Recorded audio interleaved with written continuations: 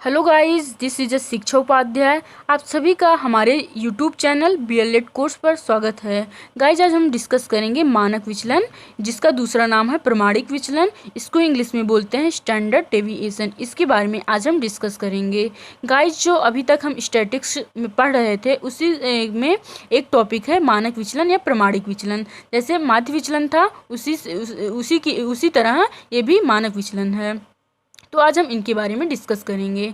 James drawer हैं, सांख्यिकीकार हैं। इन्होंने अपनी परिभाषा दिया है मानक विचलन के बारे में। इनके अकॉर्डिंग है कि दिए हुए प्राप्तांकों के मध्यमान से प्राप्तांकों के विचलनों के वर्गों के मध्यमान का वर्गमूल द्वारा प्राप्त मान ही प्रमाणिक विचलन है। इसमें यह इन्होंने कहा है कि जो आंकड़ा है उससे हम जो विचलन प्राप्त करते हैं, फिर उसका जो वर्ग निकालते हैं, फिर उस वर्ग को सभी ऐसे जितने भी संख्याओं का वर्ग निकाला जाता है उन सभी संख्याओं को ऐड कर लिया जाता है, फिर पदों की संख्या से डिवाइड कर दिया जाता है, फिर जो मान आता है उसका वर्गमूल निकाल लेते हैं, वही ये मानक विचलन प्राप्त हो जाता है। जिससे इसको हम ग्रीक अक्षर सिग्मा से डिनोट करते हैं।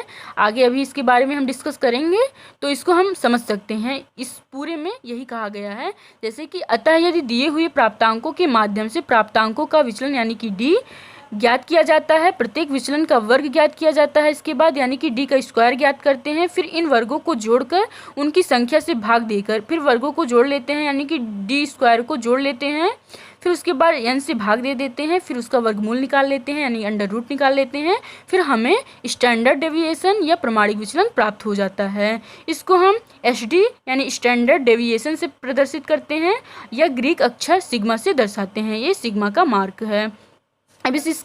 अब स्टैंडर्ड डेविएशन की विशेषताएं यानी कैरेक्टरिस्टिक्स देखेंगे। अंक वितरण में प्रत्येक अंक से प्रमाणित विचलन प्रभावित होता है, यानी जो प्रत्येक डिजिट है उससे प्रमाणित विचलन या प्रमाणिक विचलन इफेक्टिव होता है। प्रमाणिक विचलन समान संभाव्य वक्र यानी नॉर्मल प्रोबेबिलिटी कर्व, जिसको शॉर्ट में बोलते हैं NPC का मुख्य आधार है, यानी जो प्रमाणिक विचलन है वो NPC का बेस है। अगले एक वीडियो और है इससे रिलेटेड उसमें NPC की विस्तृत जानकारी है, विस्तृत इंफॉर्मेशन है। अगर आप सबको NPC के बारे में अच्छे से पता करना है, अच्छी जानकारी लेनी है या विस्तृत जानकारी लेनी है तो आप उस वीडियो को देख सकते हैं। अभी इसमें हम इसको थोड़ा सा परिभाषित करेंगे। तो जैसे कि जो NPC है इसका मुख्य आधार प्रमाणिक विचलन है। NPC जब हम निकालते हैं तो उसमें भी हमें प्रमाणिक विचलन की आवश्यकता होती है, ये उसका बेस है। विचलनशीलता का यह सर्वशुद्ध एवं विश्वसनीय माप है। NPC को हम इस संरचना की तरह बनाते हैं। NPC को इस संरचना से समझ सकते हैं, हम यूँ कहें तो इससे हम समझ सकते हैं। जैसे कि इसकी यह विशेषता होती है कि जो भगवान की पूजा करने के लिए घंटी यूज़ की जाती है, इसकी आकृति उसी की तरह सेम होती है। ये पहले तो बढ़ता जाता है, फिर एक निश्चित बिंदु से घटने लगता है, और ये इसकी ये विशेषता है कि ये कभी भी इस लाइन को टच नहीं करती है, ये समांतर इसके बाद होती चली जाती है। इसकी पहुँच माइनस सिग्मा से सिग्मा तक है। अंक वितरण के मध्यमान की विश्वसनीयता का अध्ययन प्रमाणिक विचलन के आधार पर किया जाता है। जब सर्वाधिक शुद्ध एवं विश्वसनीय विचलन माप की आवश्यकता हो, जब केंद्रीय मापांकों में मध्यमान की गणना की गई हो, जब दो अंक वितरणों का तुलनात्मक अध्ययन करना हो, जब सीमांत प्राप्तांकों को महत्व देना हो, तब हम प्रमाणिक विचलन की गणना करते हैं। यानी हम कंपैरिजन करने के लिए, उसका भी अध्ययन करने के लिए इसका यूज़ कर सकते हैं।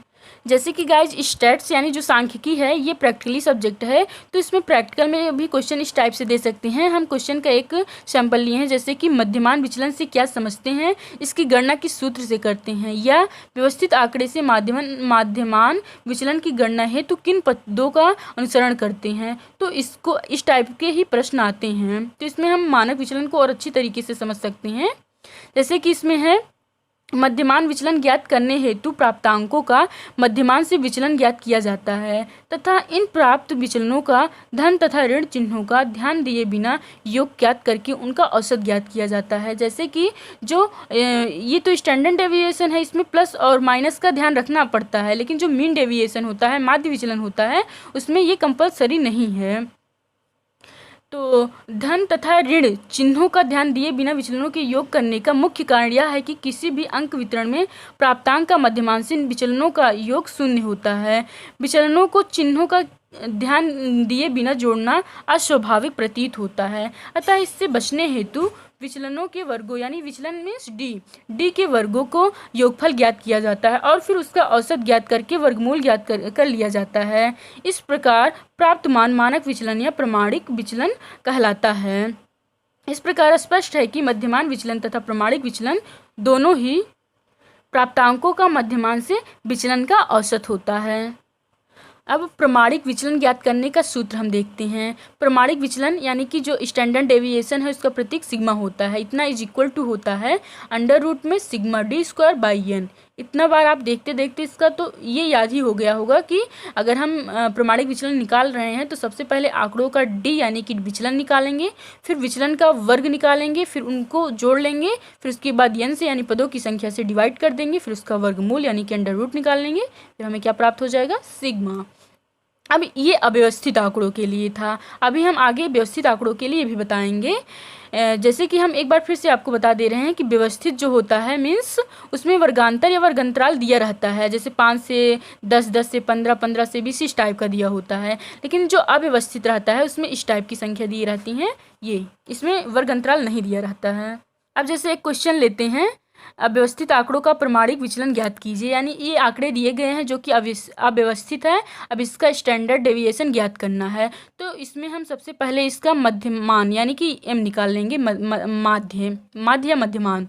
अब माध्य बराबर होता है अव्यवस्थित आंकड़ों के लिए पदों का योग बटे पदों की संख्या, यानी इन सभी संख्याओं को जोड़ लेंगे, 67 आ जाएगा। अब फिर इसमें हम 8 से डिवाइड पदों की संख्या से, यानी पदों की संख्या इसमें 8 है, 1 2 3 4 5 6 7 8। अब पदों की संख्या 8 आ गई है, इससे डिवाइड करेंगे तो ये वैल्यू आ जाएगी। अब हम यहाँ से फिर डी निकालेंगे। ये x का मान इस टेबल में है। अब डी इज इक्वल टू होता है x माइनस एम। यहाँ m इज इक्वल टू आया है 8.38 और x का मान ये दिया गया है, यानी कि 2 में से नंबर वाइज ये घटाते जाएंगे। 2 में से घटाएंगे, फिर 3 में से घटाएंगे, फिर 6 में से घटाएंगे, ऐसे घटाते जाएंगे। तो इस तरीके से ये मान निकल जाएगा। अब फिर ये जो डी आया है, विचलन आया है, इसका स्क्वायर निकालेंगे इस प्रकार से। ये स्क्वायर इसका निकल गया है। ये अब सिग्मा डी स्क्वायर का मान यहाँ आ गया है, सिग्मा डी स्क्वायर, यानी कि डी स्क्वायर पूरे ये मान आ गया है। अब इसको सभी को अगर हम जोड़ लेंगे तो सिग्मा, क्योंकि सिग्मा का मतलब ही होता है योगफल, योग कर लेंगे। फिर उसके बाद हम जानते हैं कि हम formula sigma is equal to under root sigma D square by N. Sigma D square का मान ये है और एन का मान अभी हम देखे थे 8 आया था, पदों की संख्या 8 आई थी। अब इसको सॉल्व कर लेंगे, अब फिर इसके बाद इसका वर्गमूल निकाल लेंगे, तो ये हमारा स्टैंडर्ड डेविएशन आ जाएगा।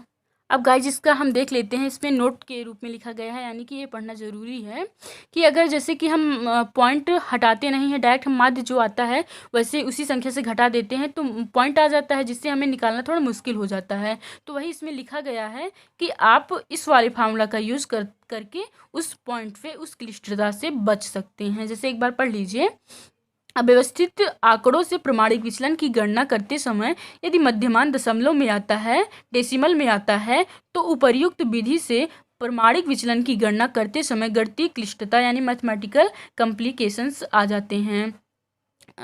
ऐसी दशा में प्राप्तांकों का विचलन मध्यमान से ना ज्ञात कर कल्पित मध्यमान यानी कि एज्यूम्ड मीन जो हम मान कर करते हैं उससे निकालते हैं, जो कि लगभग बीच का प्राप्तांक है, से ज्ञात करते हैं तथा निम्न सूत्र का प्रयोग करते हैं। इसमें इस वाले सूत्र का प्रयोग करते हैं जहां सी का मतलब होता है करेक्शन। इसमें बाकी सब सही है, इसमें सी एक और ऐड हो गया है माइनस सी स्क्वायर, यानी जो आएगा उसमें से सी घटाना है। तो सी इज इक्वल टू हम देख लेते हैं होता क्या है। सी इज इक्वल टू होता है एम माइनस ए। एम मीन्स होता है मीन यानी कि वास्तविक मीन जो हम निकालते हैं फार्मूले का यूज़ करके, और ए होता है जो एज्यूम करते हैं यानी कि जो हम मानते हैं, एज्यूम्ड मीन यानी कि कल्पित माध्य। तो इस प्रकार से सी का मान निकाल लेंगे। अब जैसे कि वही सेम क्वेश्चन है जब जो इसके पहले वाले में हमने लिया था, वही क्वेश्चन है। इसमें डाटाज ये दिए गए थे जो कि यक्स के स्थान पे इस टेबल में यक्स के नीचे लिखे हैं हम। अब इसमें हम सबसे पहले वास्तविक मध्यमान निकाल लेंगे। अव्यवस्थित आंकड़ों के लिए मध्यमान होता है सिग्मा यक्स अपान एन, यानी पदों का योग बटे पदों की संख्या। तो पदों का योग इसको पूरे ऐड कर लेंगे और जो कि 67 आया है, पदों की संख्या कितनी थी 8 है, तो 8 से डिवाइड करेंगे तो 8.38 आया है, 8.38। अब इसको हम एज्यूम कर सकते हैं a इज इक्वल टू 8, मान सकते हैं कि ये मध्यमान 8 है, तो वही लिखा गया है कि माना कल्पित मध्यमान 8 है। अब c बराबर हम जानते हैं कि m माइनस ए होता है, यानी वास्तविक मध्यमान से अगर हम कल्पित मध्यमान घटा देते हैं तो सी का मान आ जाता है। जैसे कि वास्तविक मध्यमान ये है, इसमें से कल्पित मध्यमान 8 है, माइनस करेंगे तो 8.38 में से माइनस करेंगे 8 तो केवल बचेगा 0.38। ये सी का मान आ गया है।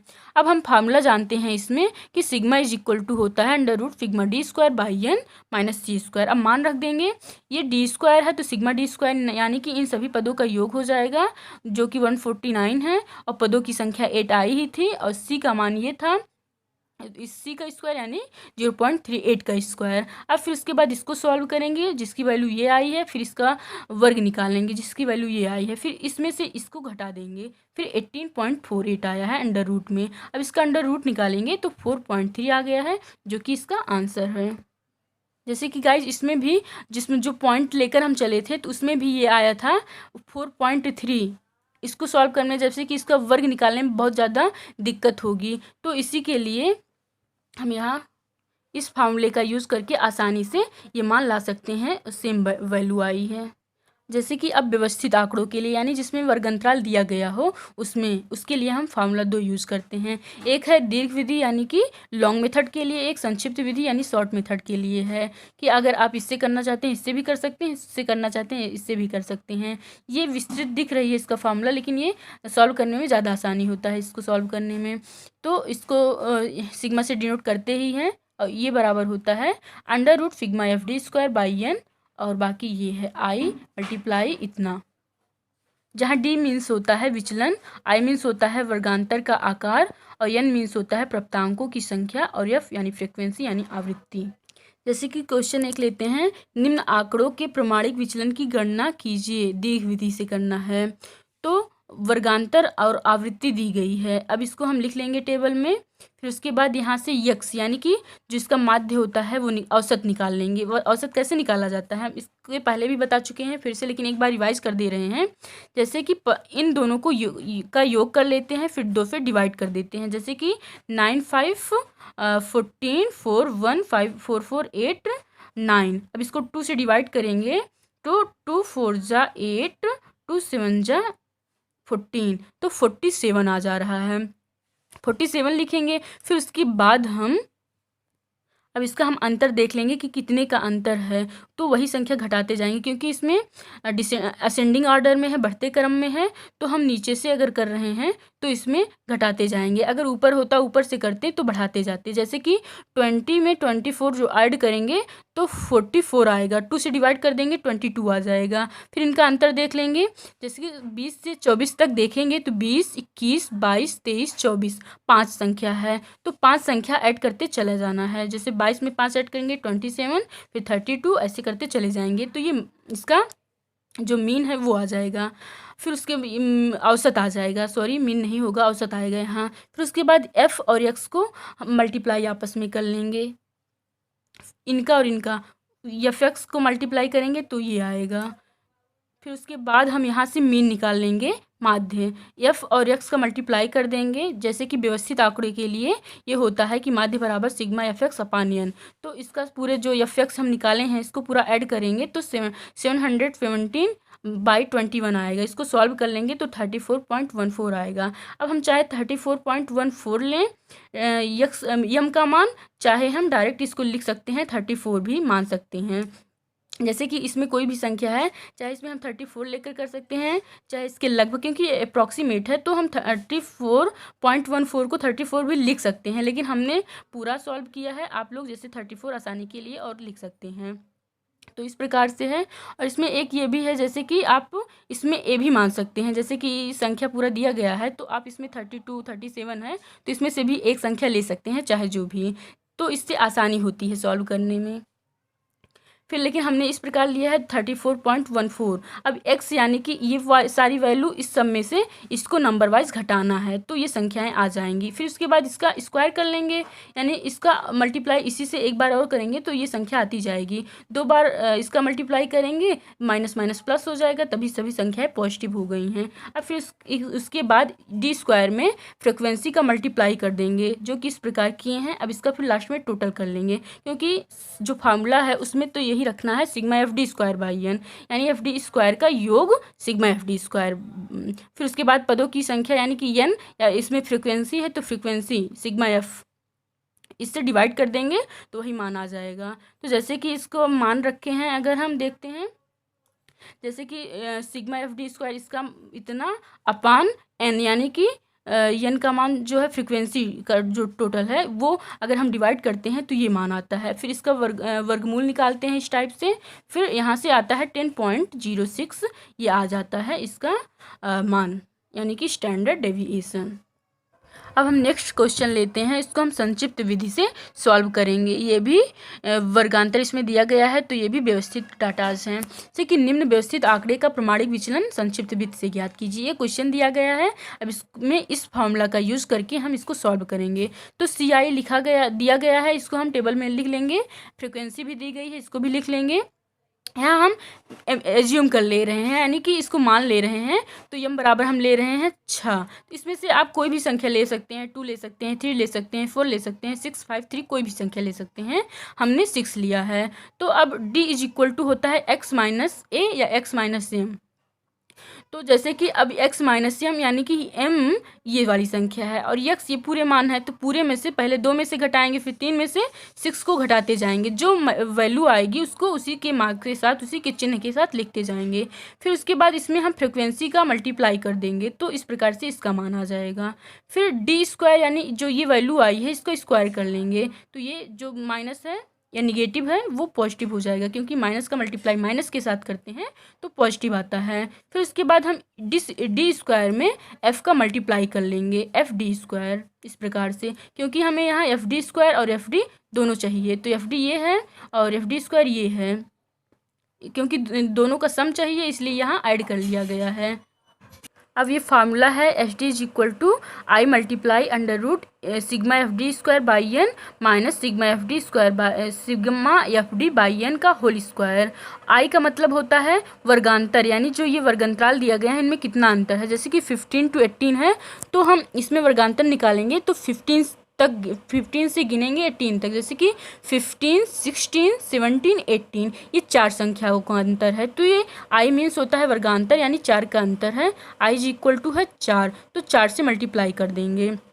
बाकी का वैल्यू बाकी का जो मान दिया गया है वो लिखते चले जाएंगे। जैसे कि ये सिग्मा एफ डी स्क्वायर का मान है, सिग्मा एफ डी ये है सिग्मा एफ डी स्क्वायर, और इसका सम जो है ये है, तो सम हम यहाँ लिखना है हमें। फिर उसके बाद 23 यानी कि जो फ्रिक्वेंसी है उसका टोटल, तो ये 23 हो गया। फिर उसके बाद माइनस का चिन्ह है, फिर उसके बाद इसका मान रख देंगे, इसका -29 है। फिर उसके बाद 23 यानी कि फ्रिक्वेंसी, या का मीन्स होता है फ्रिक्वेंसी, फिर इसका स्क्वायर है। फिर यहाँ हम देखते हैं कि इसको डिवाइड कर लेंगे, 4.65 आ गया। फिर उसके बाद इसको स्क्वायर करके फिर उसके बाद इसको मल्टीप्लाई मतलब डिवाइड कर देंगे। जैसे कि 29 का स्क्वायर करेंगे, फिर 23 का स्क्वायर करेंगे, फिर 29 का जो स्क्वायर आएगा उसमें 23 का स्क्वायर डिवाइड कर देंगे। फिर वो संख्या मान लो 1.58 आ रही है। अब बीच में माइनस है, ये माइनस माइनस प्लस हो गया, ये माइनस बचा है, तो इसमें से इसको घटा देंगे। फिर इसके बाद इस संख्या का वर्गमूल निकाल लेंगे। फिर अब 4 का मल्टीप्लाई जो आया है मान उसमें कर देंगे, तो हमारे स्टैंडर्ड डेविएशन आ जाएगा। तो गाइज मुझे आशा है, उम्मीद है आप लोगों को ये हमारा सेशन पसंद आया होगा। आप लोग प्लीज़ लाइक कीजिए अगर सेशन पसंद आया हो, और सब्सक्राइब कीजिए और अपने दोस्तों के साथ भी शेयर कर दीजिए, ताकि वो लोग भी इससे पढ़ सकें, एग्ज़ाम में कुछ अच्छा कर सकें, बेटर कर सकें। तो गाइज आज के लिए बस इतना ही, मिलते हैं नेक्स्ट वीडियो के साथ। Thank you guys.